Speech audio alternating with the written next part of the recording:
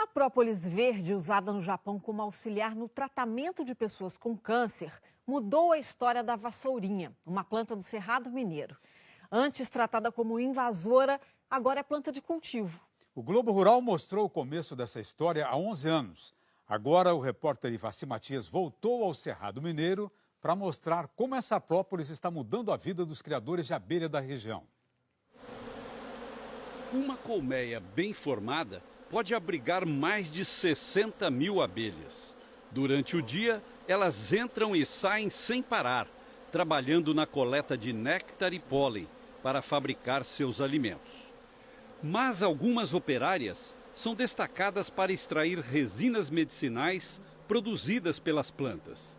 Com a resina, elas fabricam a própolis, essa massa de cor escura que serve para matar os fungos e bactérias da colmeia. Quando as abelhas capturam algum inseto invasor, elas cobrem o cadáver com própolis para mumificá-lo e assim evitar o apodrecimento e a contaminação do ambiente delas.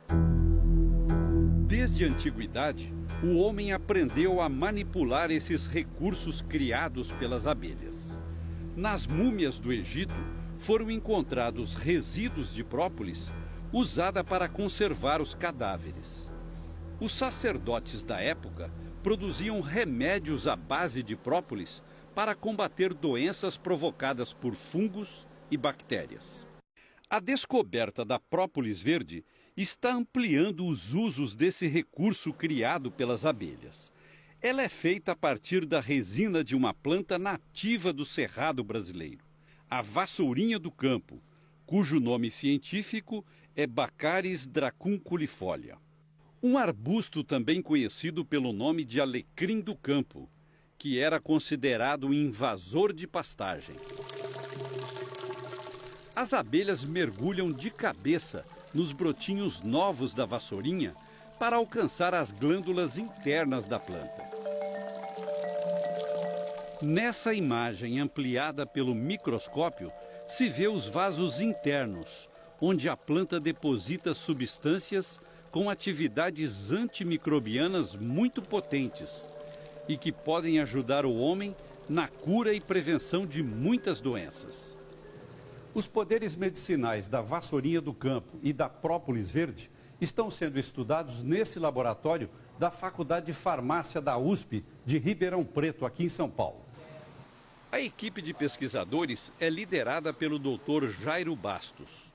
Professor Jairo, por que uma planta invasora de pasto chama tanta atenção da ciência, de repente? Essa planta foi achada, do ponto de vista das atividades, em virtude da visitação das abelhas. E essa planta é rica em vários compostos interessantes, destacando aí, por exemplo, o artepelin C, que vem sendo bastante estudado pelas atividades antimicrobianas, na prevenção do câncer, melhoram o sistema imunológico. A abelha, ela coleta, a partir das folhas jovens, dos brotinhos, os tricomas, são glândulas onde a planta concentra essas substâncias. Então, a própolis chega a ser 5 vezes mais rica nesses metabólitos importantes, com essas atividades que nós já falamos, do que, por exemplo, a planta propriamente dita. No Brasil, já existem alguns produtos feitos à base de própolis verde. Um deles é este extrato, encontrado nas lojas de produtos naturais. Ele contém uma parcela muito pequena de artepelin C e não é considerado medicamento, e sim um suplemento alimentar. É usado nas doses indicadas para fortalecer o organismo durante gripes, resfriados, bronquites e outras doenças infecciosas. Mas as pesquisas para a produção de remédios à base de artepelin C puro já estão avançadas. No Japão, que é o maior importador de própolis verde do Brasil, a substância pura já foi isolada e é usada no tratamento de vários tipos de câncer. Mas seu custo ainda é proibitivo. 1 grama de artepelin C puro custa o equivalente a R$50 mil. O Brasil produz 100 toneladas de própolis verde por ano. 80% vem de Minas Gerais. O município de Bambuí, na região do Médio São Francisco, concentra o maior número de produtores. Em toda essa região, a vassourinha do campo surge espontaneamente no meio do cerrado. Ela ganhou este nome porque é usada como vassoura para limpar os quintais e também para varrer as cinzas dos fornos de barro, transferindo para os biscoitos de polvilho um aroma muito agradável. Hoje, ela está mudando a vida dos apicultores da região, como explica César Ramos, da APIVASF, Associação dos Apicultores do Alto São Francisco. Esse crescimento do mercado da própolis surpreendeu vocês? Bastante, muito mesmo, porque quando iniciamos a atividade de apicultura, no início da década de 80, própolis para nós era um problema, era descartado, nós jogávamos própolis fora. E nunca imaginávamos que um dia, né, a própolis poderia virar o carro-chefe econômico da apicultura da região, porque naquela época só se falava em mel, né? Tem aumentado muito esse interesse, começou pelo Japão, hoje conseguimos já colocar a própolis verde em 18 países do mundo já. Só essa empresa do município de Bambuí recebe própolis verde de mais de 500 produtores da região.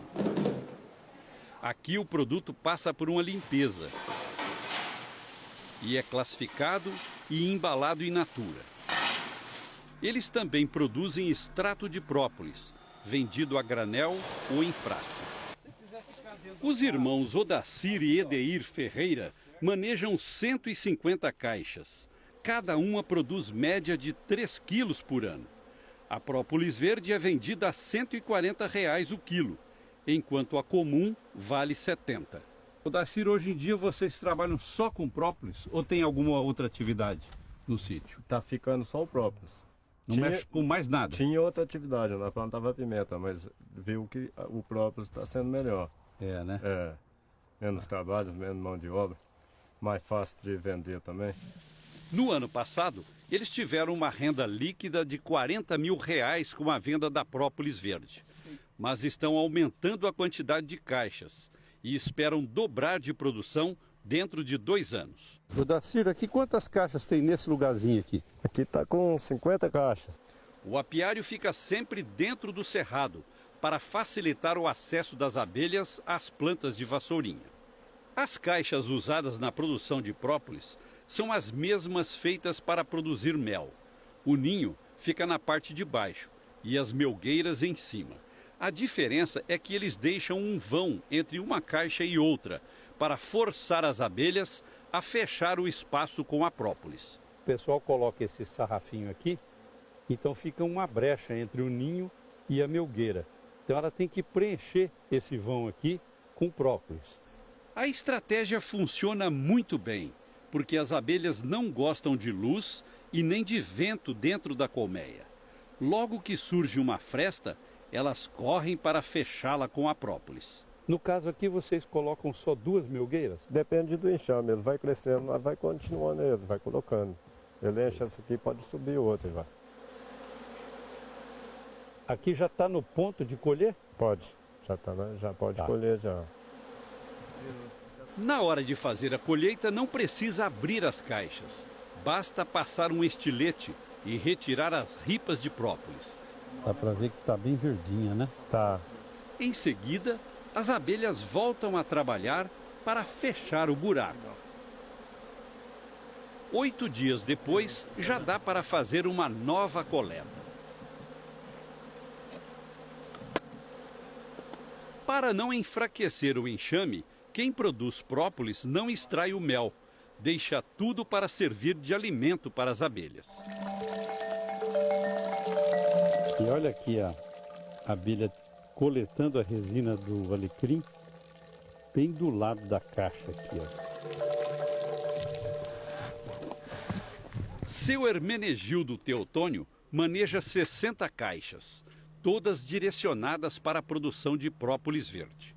O senhor chama Hermenegildo, mas é mais conhecido como Manel? Das abelhas. Não é Manuel, não, é Mané.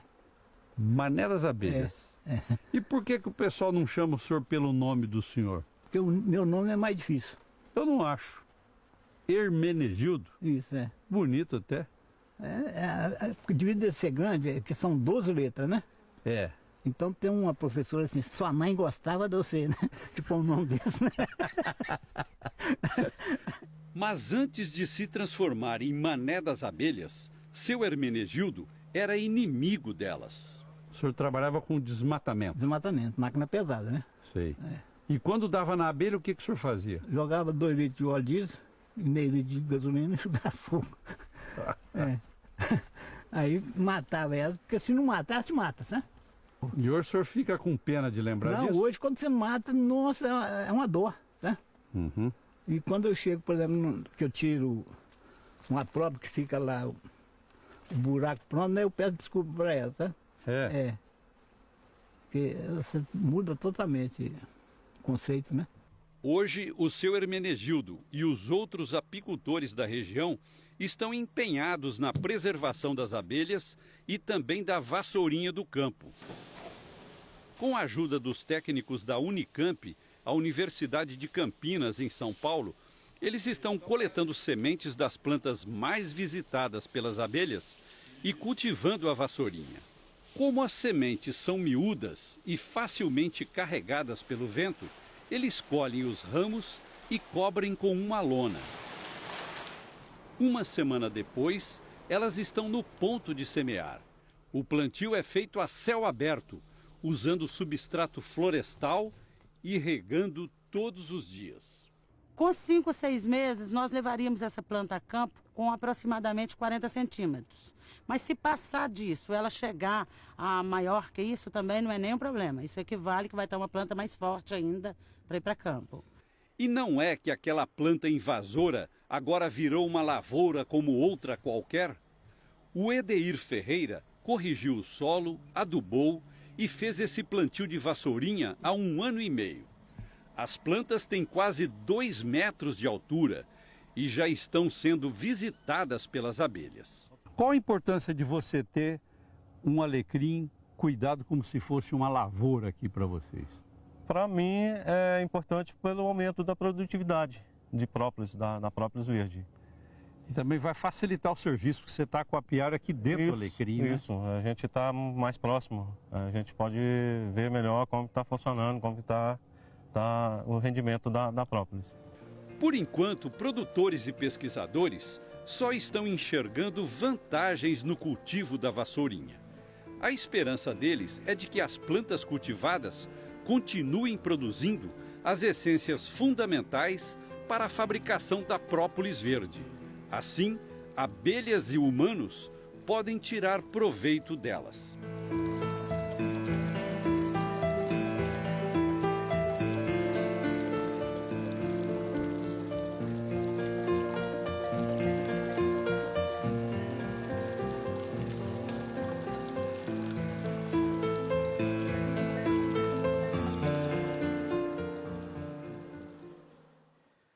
A reportagem da Própolis Verde é um dos destaques da edição de julho da revista Globo Rural.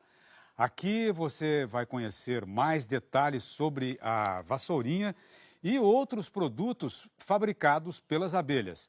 A capa da revista é esta aqui, sobre a plantação de florestas para produzir celulose. Bom domingo para você! Bom dia e até domingo que vem.